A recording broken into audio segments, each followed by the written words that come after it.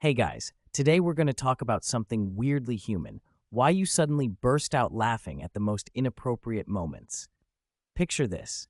You're at a funeral, stiff in your best dark clothes, and someone sneezes, loudly. And instead of ignoring it like a mature adult, your shoulders start shaking. You clamp your mouth shut, pretending to cough, but it's no use. You're fighting the dumbest giggle of your life. It's not funny. You know that, but your body doesn't seem to care.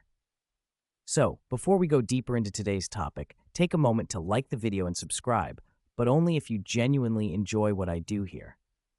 What's happening in that moment is your brain getting caught in a crossfire. See, when you're under pressure, emotional tension, fear, discomfort, your nervous system goes into overdrive. The limbic system, which controls your emotional responses, starts lighting up like Times Square. You're flooded with adrenaline, cortisol, and a kaleidoscope of emotional confusion. But here's the kicker.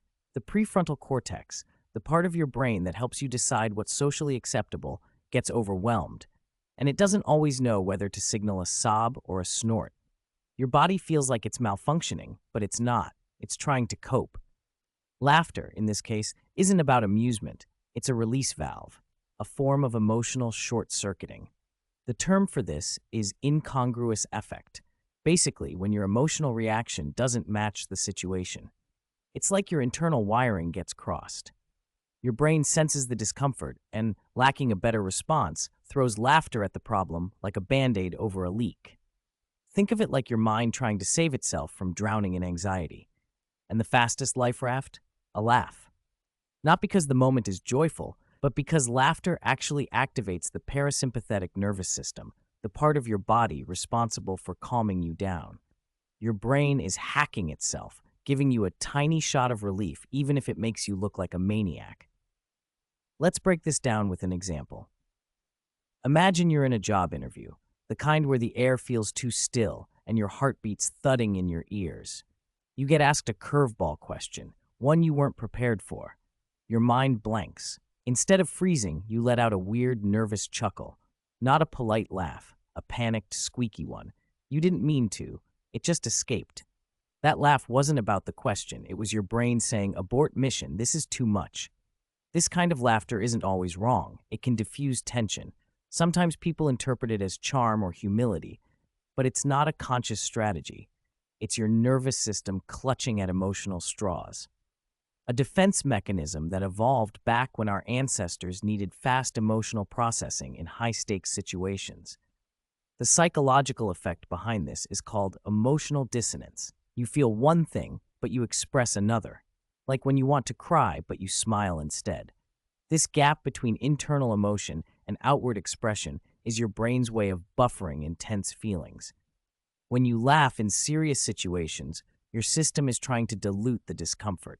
It's not about disrespect, it's about regulation. It also helps that laughter is socially contagious. If someone else in the room cracks, it gives your brain permission to crack too. Shared tension breeds shared weirdness. And while you're in it, your body's using laughter to say, "We're uncomfortable, but we're okay." Now, not all inappropriate laughter is harmless.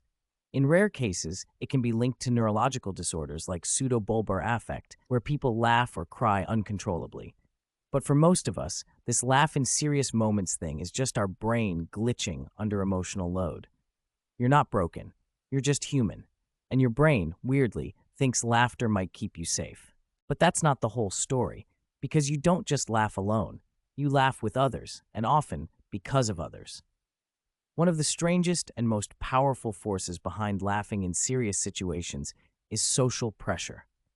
Not in the big, ominous way we usually think of peer pressure, but in the microscopic, moment-to-moment tension that builds when you're in a group and no one knows how to act.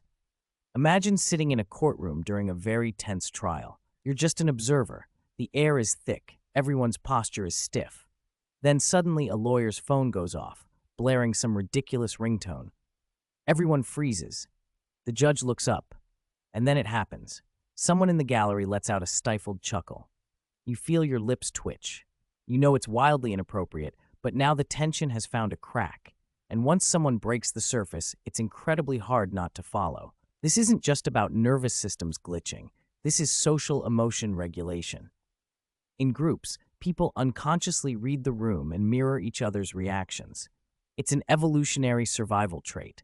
Syncing with others increases our chances of belonging. But it also means that when one person breaks, everyone else's emotional control becomes a little weaker. Laughter in serious moments often acts like a pressure release valve, not just for you, but for the whole group.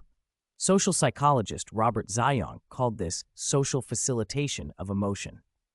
When we're in a collective emotional state, say discomfort, tension, or grief, our brains search for cues on how to process it. If even one person offers an escape behavior like laughter, the entire emotional tone can shift in seconds. Nowhere is this more obvious than in school classrooms. Remember being in sixth grade, trying so hard to behave during a serious announcement or a substitute teacher's stern lecture. And then someone makes a face or drops a pencil in just the right comedic timing. Suddenly, your entire row is trembling with suppressed laughter. Not because anything is truly funny, but because the weight of seriousness becomes unbearable. Laughter, in that moment, is rebellion, but not against the topic. It's rebellion against the pressure of holding it all in. This social effect is also driven by a fear of secondhand embarrassment.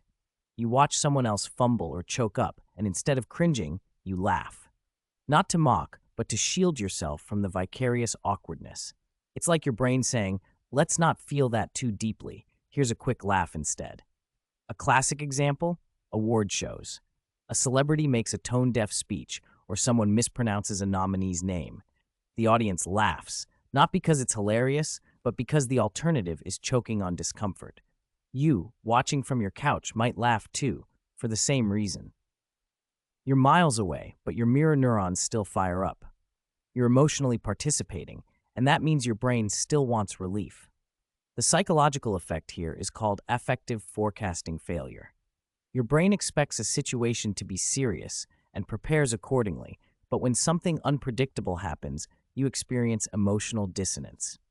Your brain doesn't have a script for what to do next, so it grabs for whatever's nearby. And often, that's laughter. We're not always conscious of this, of course. If someone asked you, why did you laugh just now? You'd probably shrug and say, I don't know. It just happened. But under the hood, your brain was doing 1,000 calculations per second, gauging the people around you, scanning for threats, reading tone shifts, and trying to figure out if this is still a serious moment or if there's a chance to exhale. And sometimes that exhale comes out as a snort.